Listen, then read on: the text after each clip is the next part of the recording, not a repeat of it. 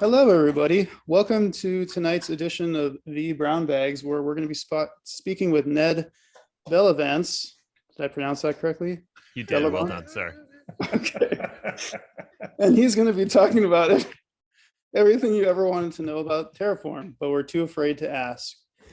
Before we start the show, just a couple of quick notes.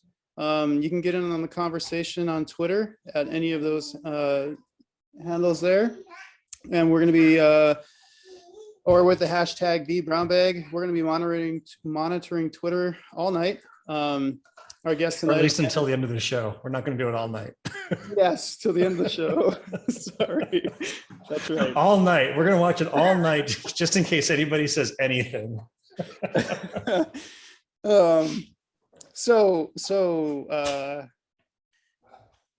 Yes, for the next hour, we will be monitoring the Twitter sphere for anything with the hashtag vBrownBags, or you can just post your questions in here. The guest tonight again is Ned Bellavance. You can follow him at Ned1313. I'm Sean Doyle. You can follow me at Cloud Osmotic, and I have a guest, my co-host tonight, Mr. Chris Williams. Hey, everybody. You do not want to follow me at mistwire.com. And if you're joining us for the first time, we host these every Wednesday night, 7:30 p.m. Central. If you're a long time, viewer, welcome back. And with that, I will pass the ball to you, Ned. Take it away. All right. The ball's in my court. Everyone hopefully can hear me, or maybe not. Maybe you don't want to hear me and you just want to look at this lovely visage. Somebody mute the presenter. Thanks, Chris. So, hi everybody. I'm Ned Bellavance, as Sean mentioned. I am a Hashicorp Ambassador. I'm even got my new ambassador shirt on. So humble brag. Well, not even humble brag. That's a brag Nice. right there.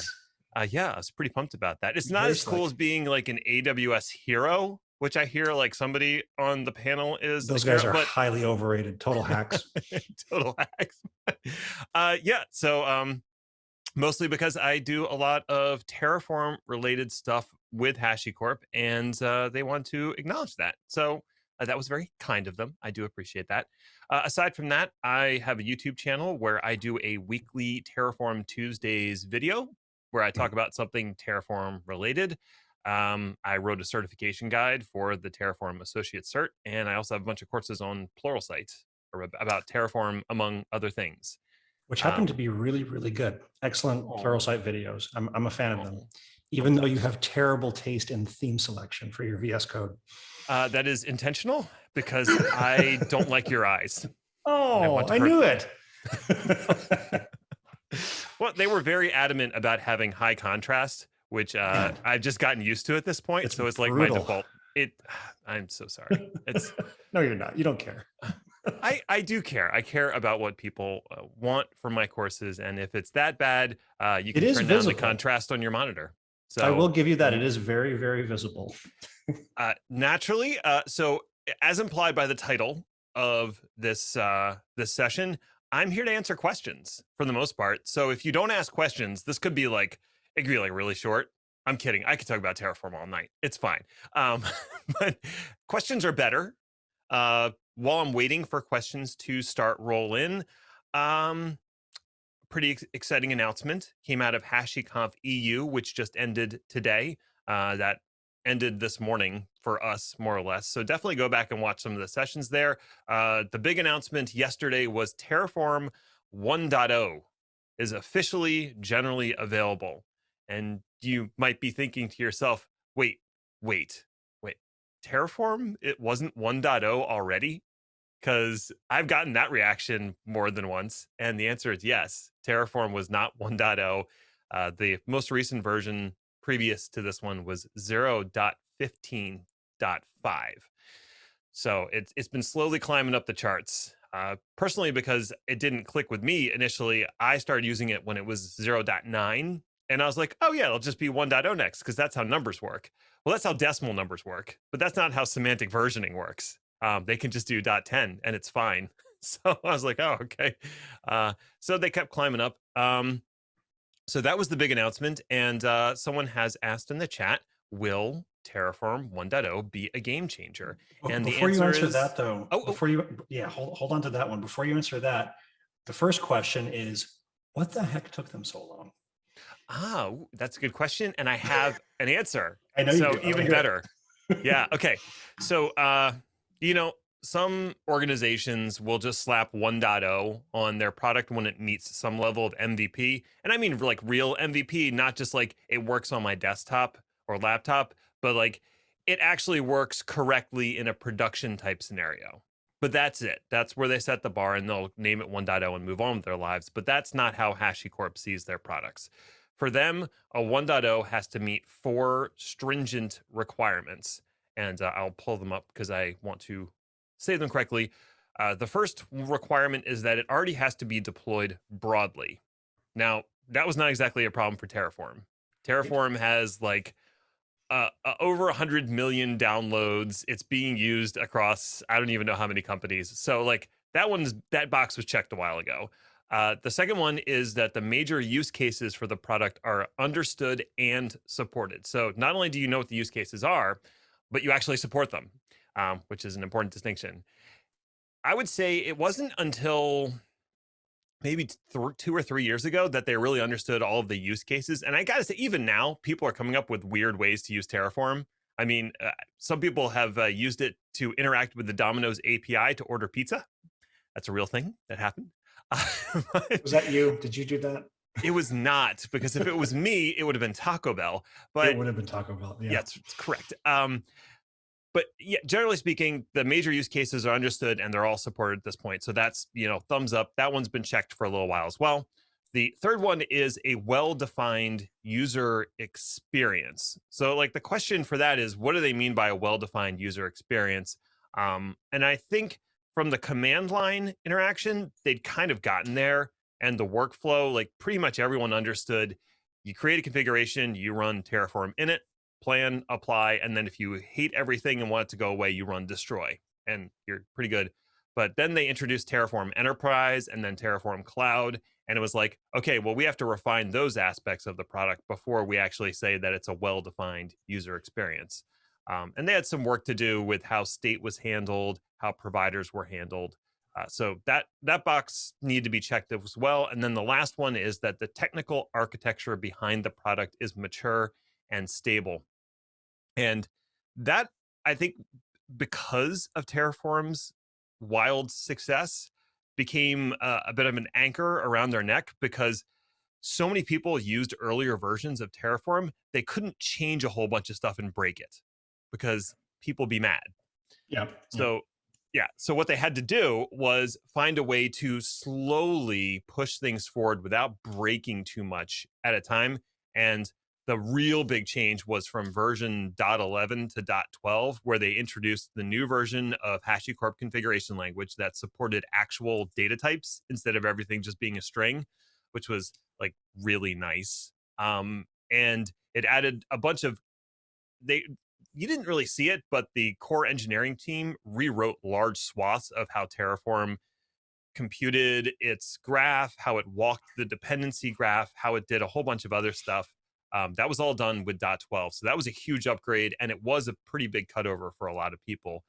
So that was the one big pain point. And a lot of people were like, well, this is the experience, I'm out. And I was like, no, hold on. They had to do this. I don't think they're going to do it again. And since then, we haven't seen any other massive changes in how Terraform works. It's been slow, incremental. We're going to deprecate these things, but first we're going to tell you we're deprecating it. And then the next version, we're going to remind you we're deprecating it. And then in the version after that, we'll actually deprecate the thing. So lots of notice when things were falling out of favor or weren't going to be used. So basically what happened is they were looking at version 15.15.5 and they said, okay, I think we've checked all the boxes. We are where we need to be. And look, there's a conference coming up. I'm sure that had something to do with it. Might have. Why don't we just release 1.0? And they did. And there was much rejoicing and dancing in the streets. So is 1.0 released like as of today, or is it still coming? As of yesterday, it is out. If you go download Terraform right now, you'll get 1.0. I just ran chocolatey update on my local machine and got I'm doing it 1.0. right now. I'm going to There do you it right go. now. See what happens. I wonder if it's going to update Zoom and kick me out. God, I hope not. Well, just don't upgrade everything, Chris. Jeez, you can be selective. Oh, I don't even care. So I guess that now we can finally answer the question from I missed who the question was from, but will Terraform 1.0 be a game changer? We can finally get to that question, and the answer is nothing really changed.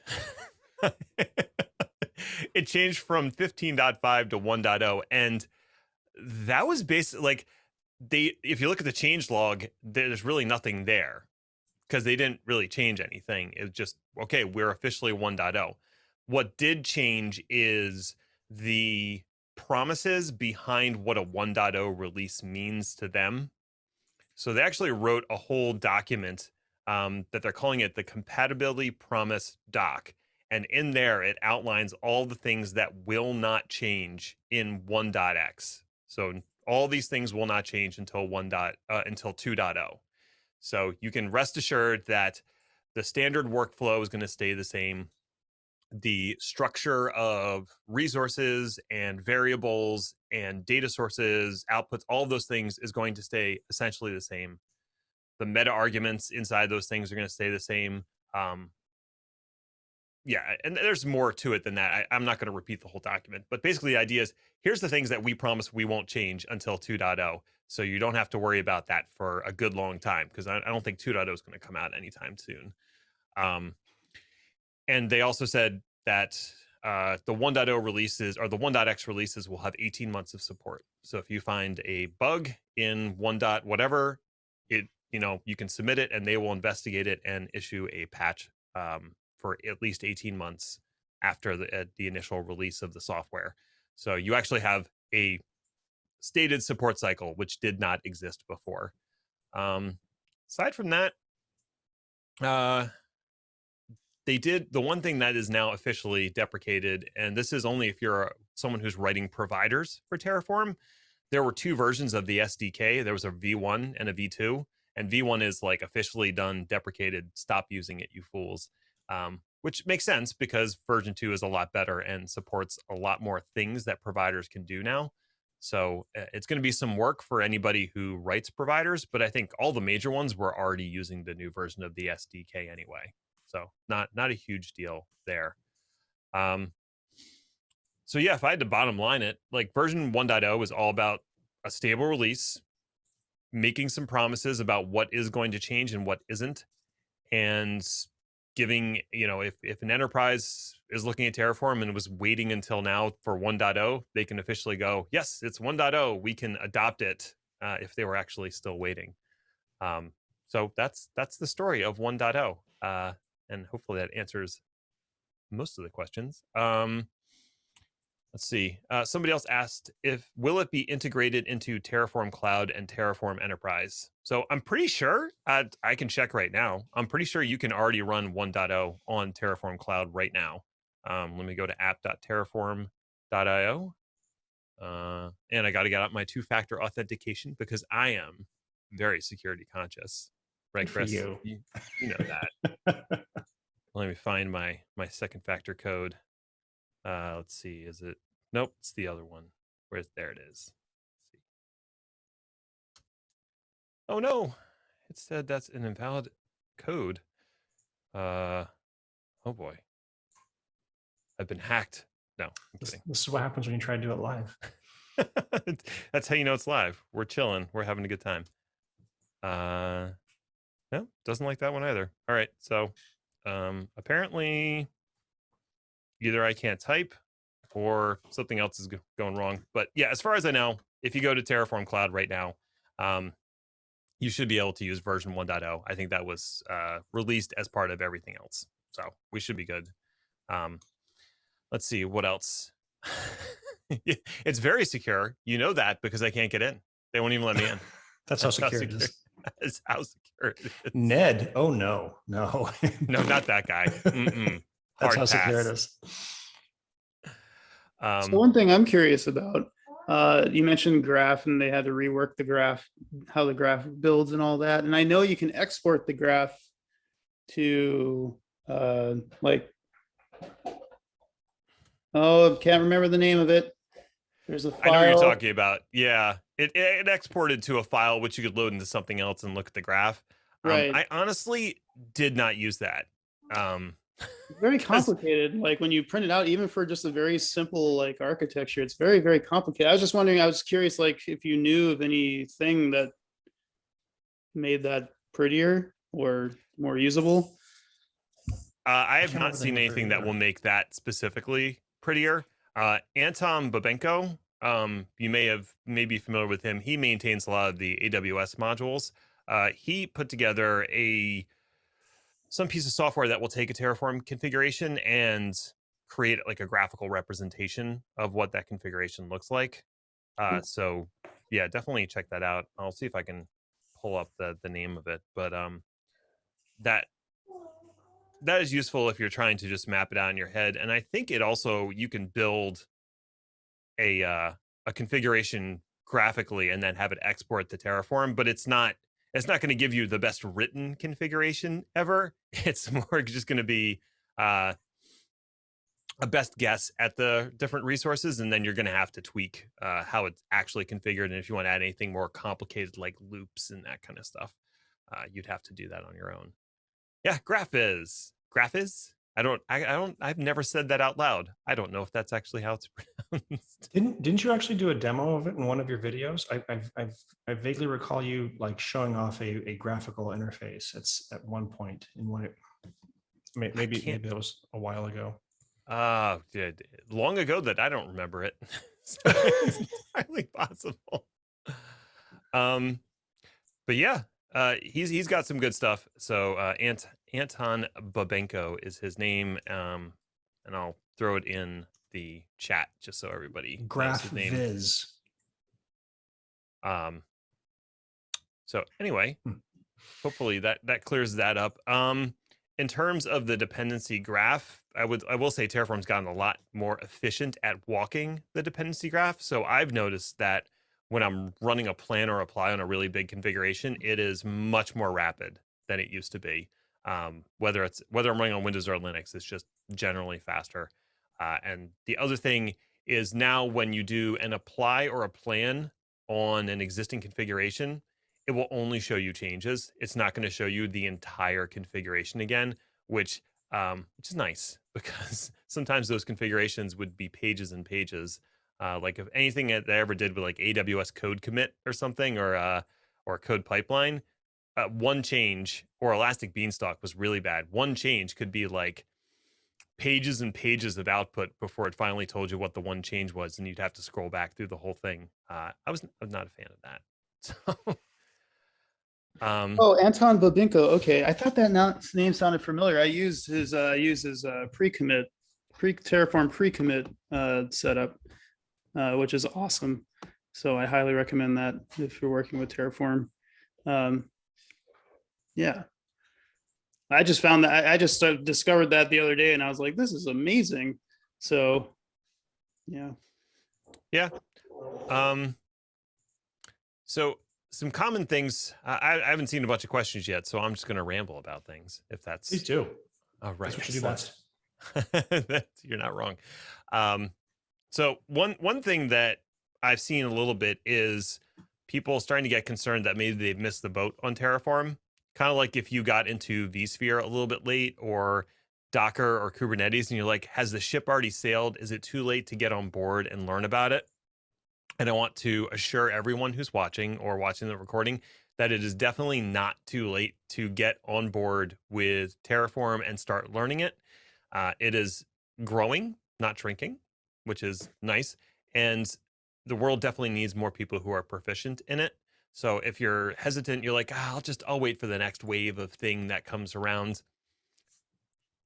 It's worth getting into. If my Pluralsight course numbers are any indication, it's the Getting Started course that I have on there is usually in the top 50 of Pluralsight courses. And I don't think it's because I'm the world's greatest trainer. I think there's just a lot of hunger out there to learn more about Terraform. And they're like, all right, well, I'll put up with this guy for the next 3 hours so I can learn a thing or two. And I appreciate that. So yeah, it's not too late if you wanted to get on board. The fundamentals will take, a few weeks to really get it penetrated into your brain. You can sit down and do a getting started in a few hours, but I've seen a lot of things online like learn Terraform in 2 hours. And I'm like, no.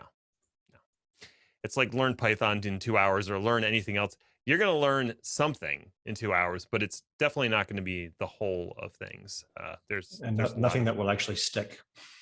Right. And I don't know about you, but for me, the only way that things really stick is to build something with it and use it on a fairly regular basis. And then it actually starts sticking in my brain and I start making all the connections on how something actually works as opposed to what the documentation claims or the tutorial tells me. Because sometimes, your mileage varies a little bit. That's build it actually and break it. Build it and break it. Because once you break Yes. it, that's when the, you got to grudge your way through it. When you have to unscrew yourself out of a corner. Yeah, one of the reasons why I like Ned's intro to Terraform course is that each level builds on itself. So it's not just project 1, project 2, project 3. It's like an iterative process. So you do a small simple thing and then you make it a little bit more complex and you make that a little bit more complex. And so it really iterates on itself. So that's how my brain works too. So I like beating myself over the head with the same thing over and over and over again. Yeah, that would be great, Ned. Maybe at the end of the show, if we could grab that link to your Pluralsight course, we could include that, as well. Oh yeah, we'll throw it in the show notes. I suppose. Yeah. He's like, oh please, don't do that. Twist my arm. Yeah. That's funny.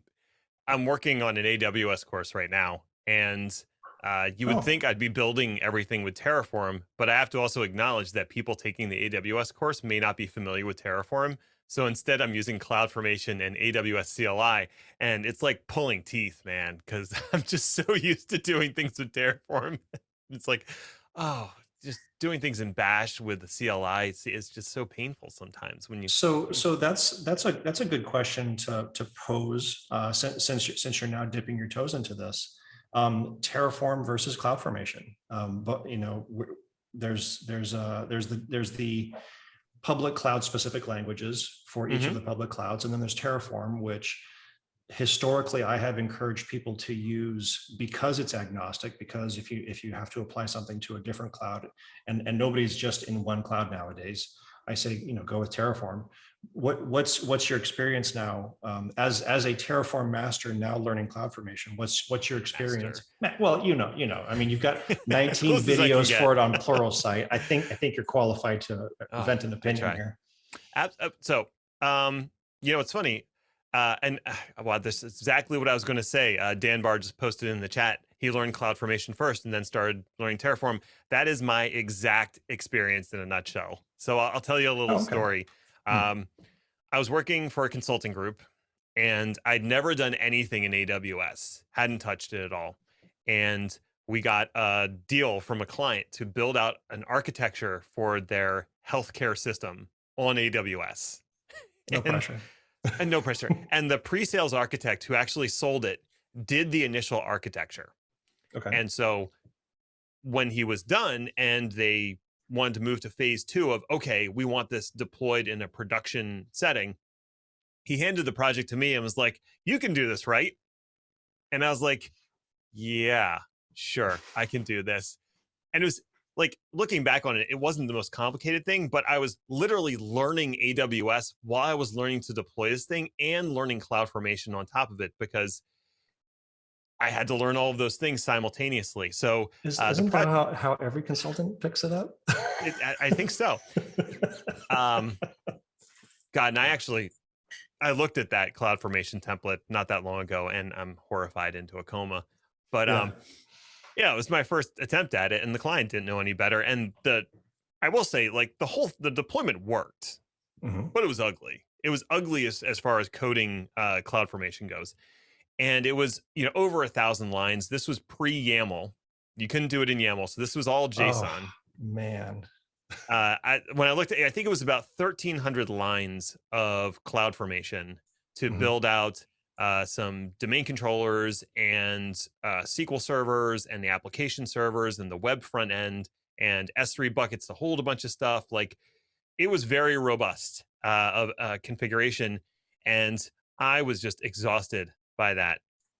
So, and I kept thinking in my head, because I'd done PowerShell programming and Java programming and other stuff before, I was like, why is there no loops? Like, I need to create 2 domain controllers. Why can't I do that with a single resource and loop it? Well, Right. CloudFormation doesn't do that. Well, yeah, but okay. And it was just a bunch of other stuff. Like, there were barely any functions. So doing like a transformation of text was like incredibly painful.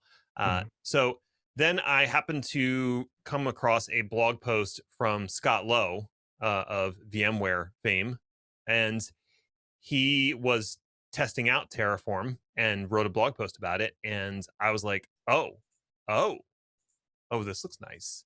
And so the next project I had, instead of using CloudFormation, I used Terraform, and it was like night and day. Just, oh, it does have loops, and you have to get your brain around how loops work in Terraform, because they're not how loops typically work in programming.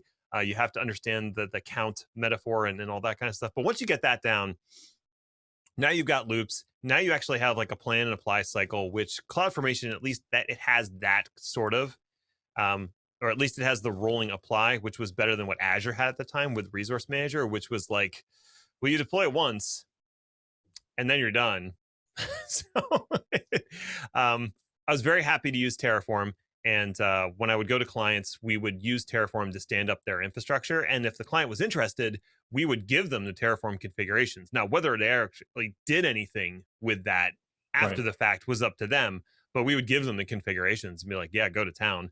But there was also some clients I would go to, and they would want me to use the cloud native template tooling, whether it was ARM templates or CloudFormation, because that's what other folks knew at the organization. They wanted me able to hand that artifact over to someone who would understand how it works. So I ended up learning all of them and getting a really up close personal look at how all of them function.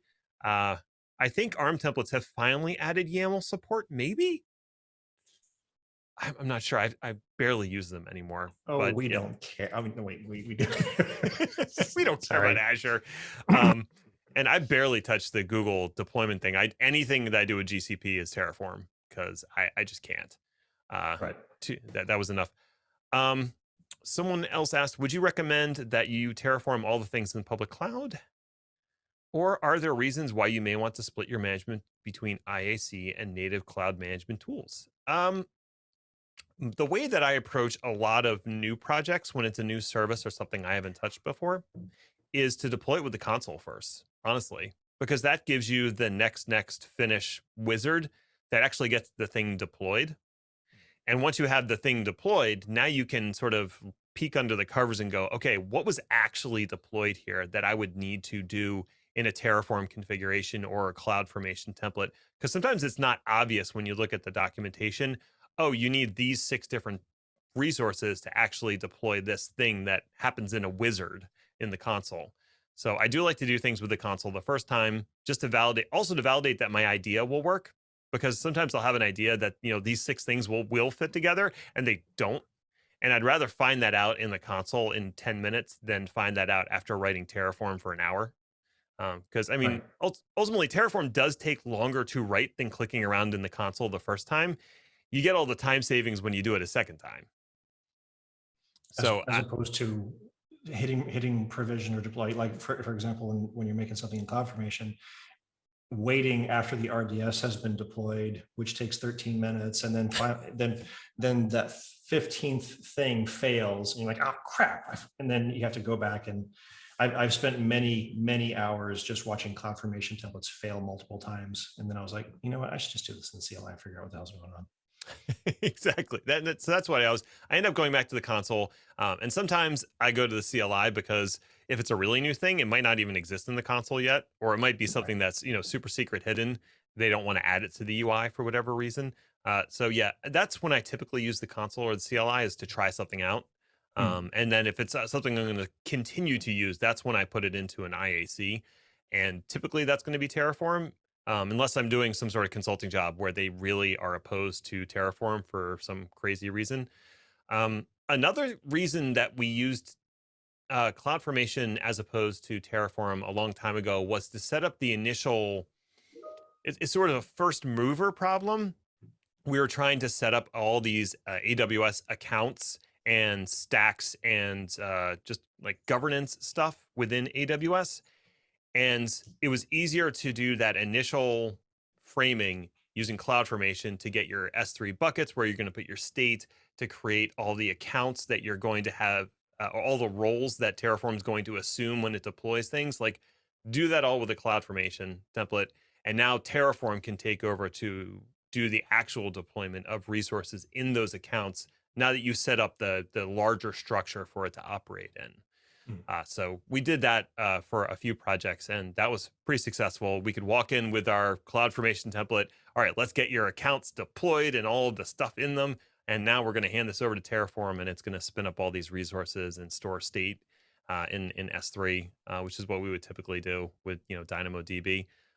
This was before Terraform Cloud launched, when I was still doing consulting. If Terraform Cloud had been around, we probably would have used that for remote state and a lot of the other configuration bits. But we were running into that first mover problem, is I need somewhere to put all this stuff. Yeah. And so I need to create all this stuff in AWS before I can Terraform it. And you could write a Terraform configuration and deploy it with no state, no remote state, but that's not great.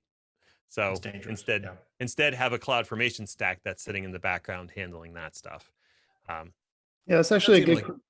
That's actually like good advice, and actually I just encountered this problem this past few weeks, where we were trying to set up some of the governance pieces in Terraform, and AWS has updated that service, but it's not updated in the provider. So it was like we couldn't get it to work. There was no the Terraform provider didn't have everything we needed. So it was like, well, okay, well, they're just gonna have to click it in the console for now, right? And maybe come back and update it later.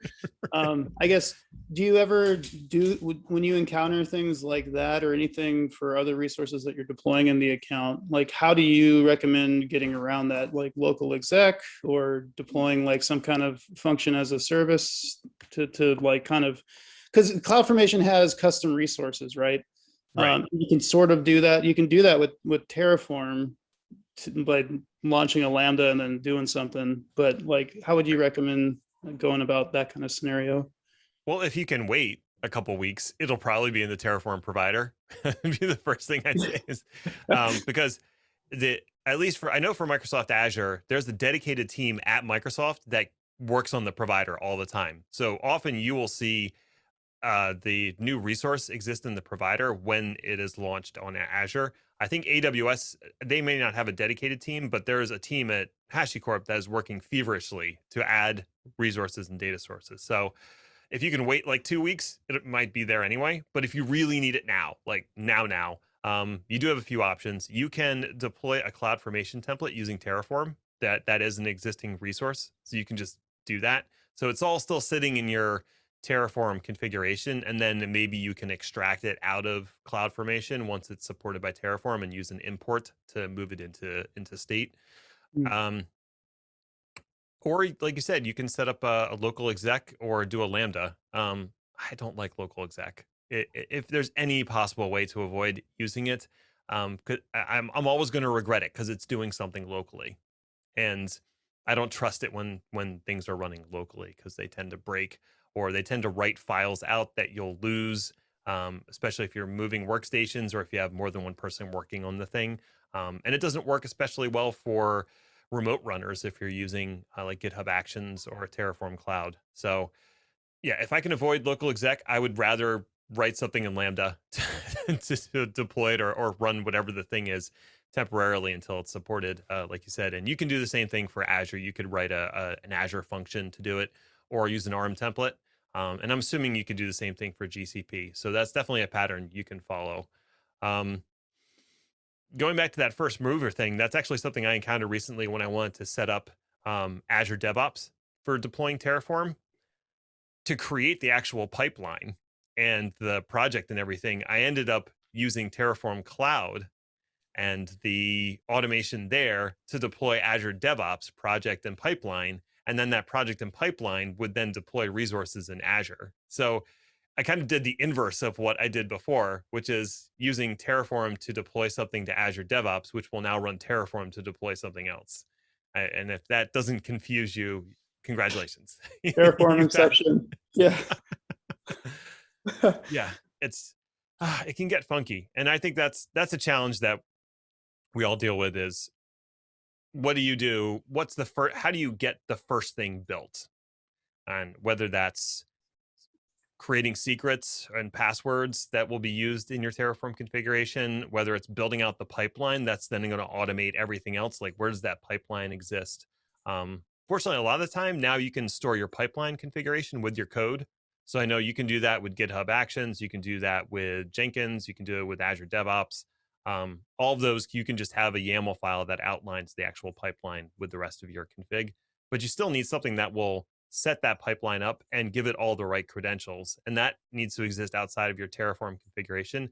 So I'm like, if anybody out there has cracked that nut, I would like to know how you did it. And if it's something that's repeatable and stored in source control.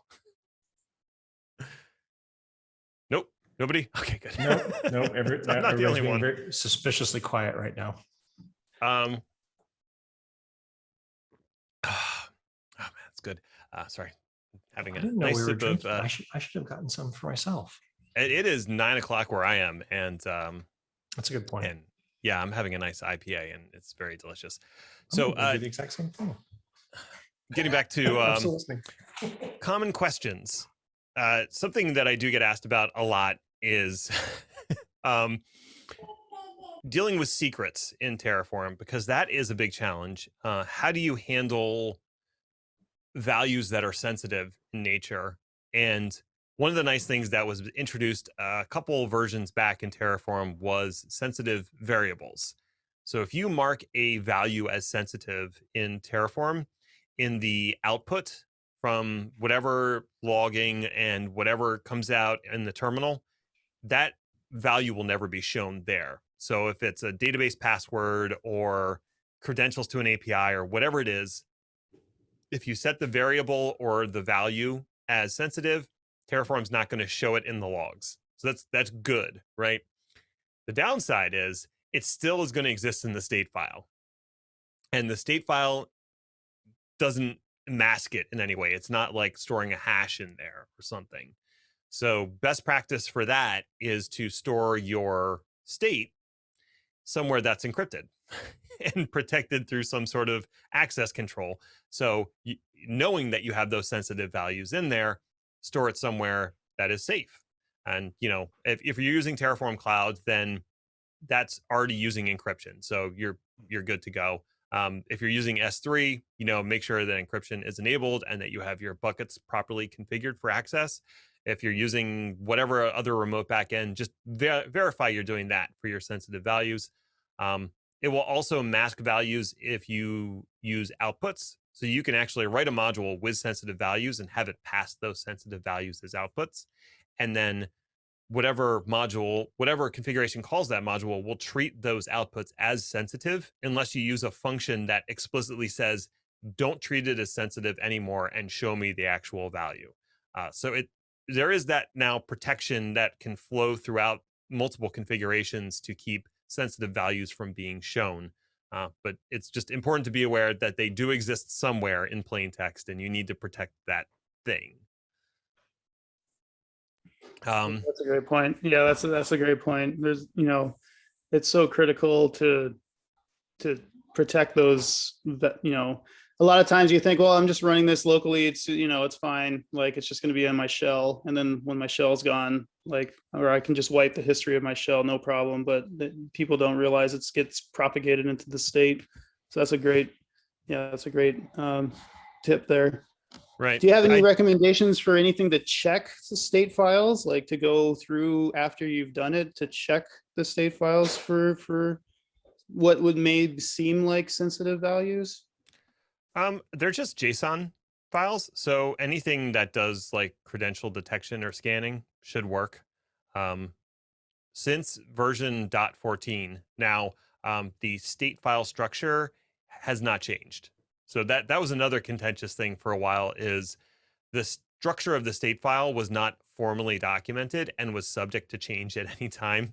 And any previous version of Terraform couldn't read or manipulate the state file of a newer version of Terraform, which gave some people some serious headaches. Like you can imagine, the one dev on your team upgrades to .15, everybody else is on .14, and he makes a change, and suddenly nobody else can touch that configuration until they upgrade their version of Terraform. Right. So that was frustrating.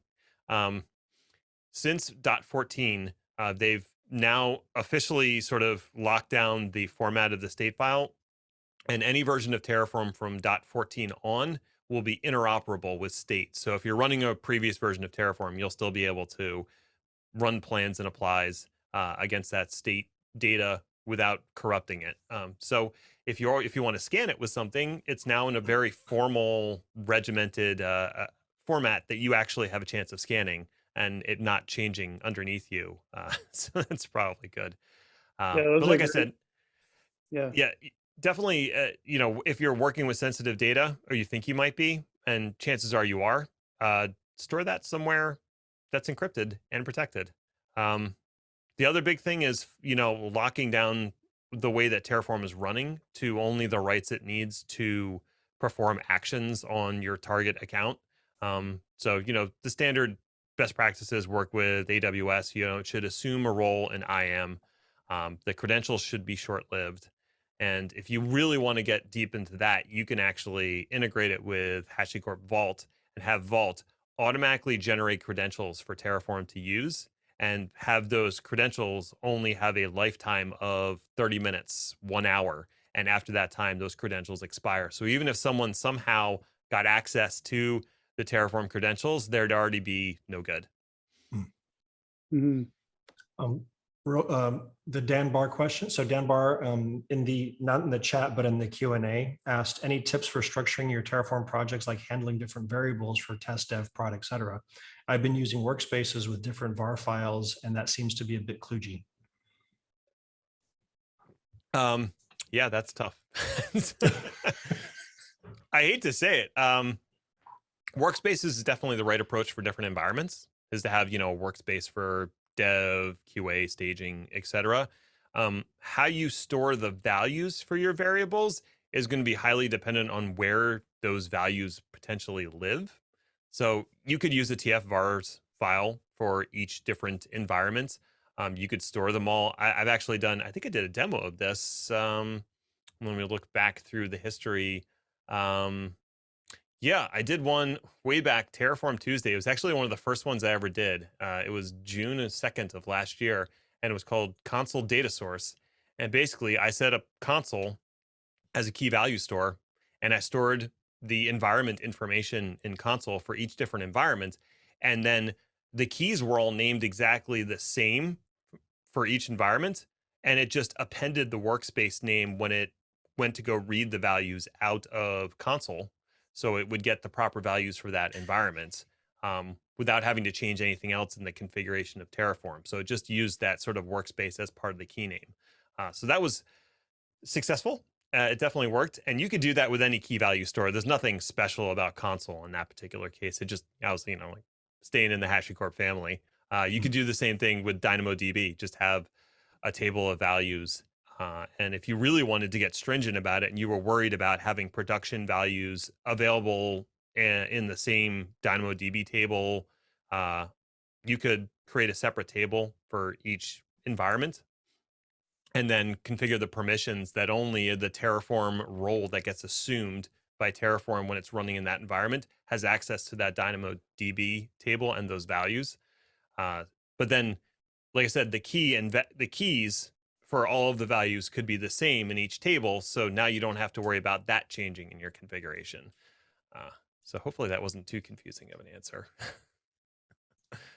No, actually, he said that's a really interesting idea. So it looks like he's going to run with that. Good job, Ned. Yeah, that's something that I've actually struggled with a little bit, is where do you store the configuration data? Because it can't all be dynamic. Like some of it actually has to come from somewhere. And that, for me, it's usually storing it in some sort of key value store that I trust.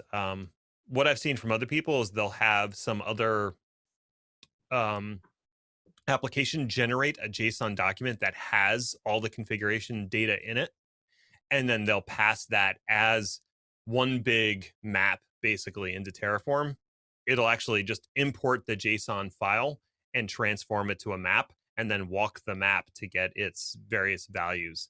And I think I did a demo with that as well. Let me scroll through here. Was it dynamic blocks? That was a wild one because it was actually a request from somebody else. Yeah, I should have named some of these better. Yeah, I'm not sure which one it was. I definitely did it. If you go back through some of the Terraform Tuesday stuff, they're all available on my GitHub. It's Ned1313, and the repository is called Terraform Tuesdays. All of those are in there, and I definitely did one where it was literally importing this big JSON file that's going to create a whole bunch of virtual machines in an Azure virtual network. So the JSON file, and this was a real world thing that somebody was doing, and they were asking how I would go about it. They already had the network configured. They already had the subnets configured. So all of that was housed in that configuration data. And they wanted to be able to pass, I want a Windows machine with this build and this software installed and these disks attached, and have that all housed in the configuration JSON, and then just pass that to Terraform and, make it so. And that's exactly where we got, going back and forth a little bit. He did some of the heavy lifting there because there was a lot of for loops, and those break my brain a little bit sometimes because they're not a for loop the way I think of a for loop. After years of programming, it's a very different type of for loop.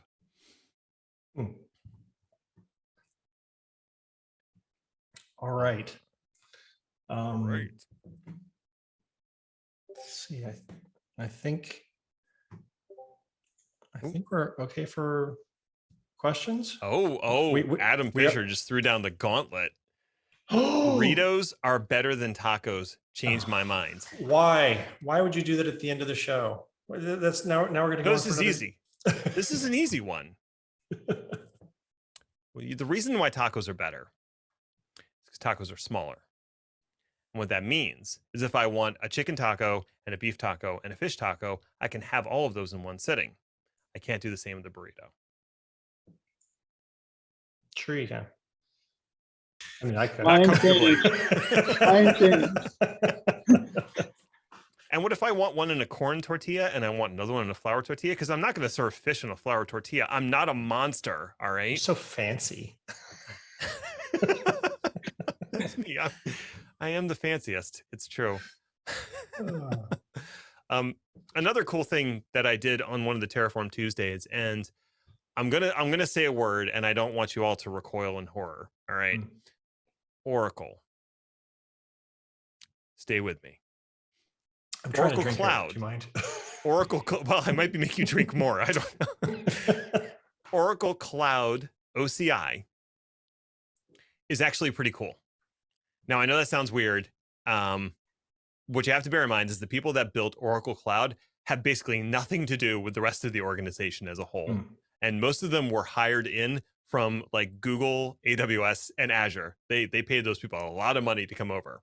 And they built the cloud that they wanted to, and they built it having learned the lessons from Azure, AWS, and Google. So I'm not saying it's like perfect, and it's not like the greatest thing since sliced bread, but it definitely works. In some regards, it's cheaper. It has a really nice free tier. And they use Terraform as their resource manager templating machine or mechanism. So as opposed to having a cloud formation or building ARM templates or anything, you interact with it via Terraform. So you can either do it directly inside Oracle, or you can just write your own Terraform configurations and push them. But that means that anything they introduce in Oracle Cloud will immediately be supported by the provider because it has to be. So I know it's weird. I feel weird saying it. I felt weird doing the whole demo because I have not had a good relationship with Oracle in the past. But I gotta say, like, it's not bad. It's not bad. Sorry.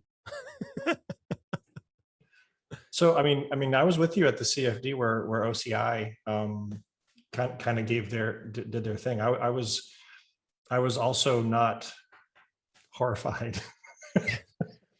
what's funny is actually I went, so CFD, or Cloud Field Day, for those who are not familiar with it, part of the Tech Field Day group of events.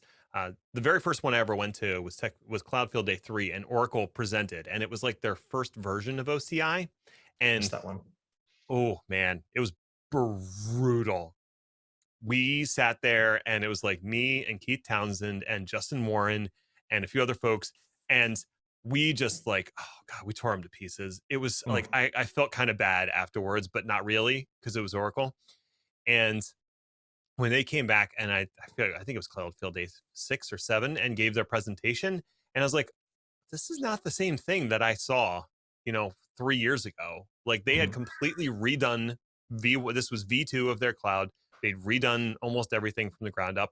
And I was like pretty impressed by how well it worked, and the way that they chose to structure it, and the decisions they made were obviously influenced by, people hate this thing about AWS, so we're not going to do that. Or people hate this thing about Azure, so we're not going to do that either. So yeah, they got some things right. Will they be a smashing success? Probably not. But if you're looking for a cloud that supports Terraform really well and is not ridiculously expensive when it comes to networking charges, which they actually have reasonable data transfer charges, I guess check them out. Couldn't hurt. And their instance prices, I mean, the pricing was astonishingly reasonable. Yes.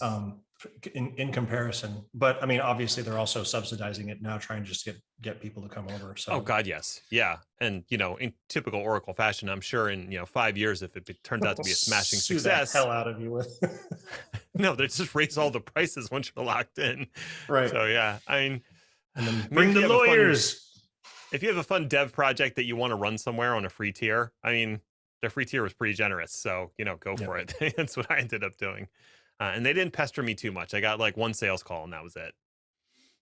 I get more sales call from the place I buy music stuff from. So it's a true story. Every once in a while, I buy some podcasting gear from this online store, and they have great prices and really good customer service. But as soon as I buy an item, they call me, and they want to be like, "Hey, you bought this item, thank you." And I'm be like, "Don't call me. I don't need that portion of the interaction in my life. Thanks." There's a reason why don't make this weird. This is the internet. Leave me alone. I wonder if I'm sure they have an API. Maybe I can write a Terraform configuration to buy stuff. Oh God, maybe I could buy stuff on Amazon using Terraform. Just think of it. Okay, I got some work to do, so we're gonna have to wrap this up. This should be your next Terraform Tuesday. So let's make sure that we get all of the links that you mentioned in the show, so that we can post them in the show notes as well. I've got the link for Terraform Tuesday and your repos and all that stuff, but the other things that we've mentioned, we'll hassle you about this after the fact. Okay, we're good at that. No problem. Okay. Yeah, cool. That's been great, Ned. Thank you so much. Thanks for having me. This was totally just hoping people had questions or something to talk about. So. Yeah, no, this is great fun. You've wasted yet another perfectly good hour with Sean, Ned, and Chris. Excellent. Thanks, everyone. We will see you next same bat time, same bat place next week. All right, buddy. All right. Bye. Thanks, everybody. Bye. Bye.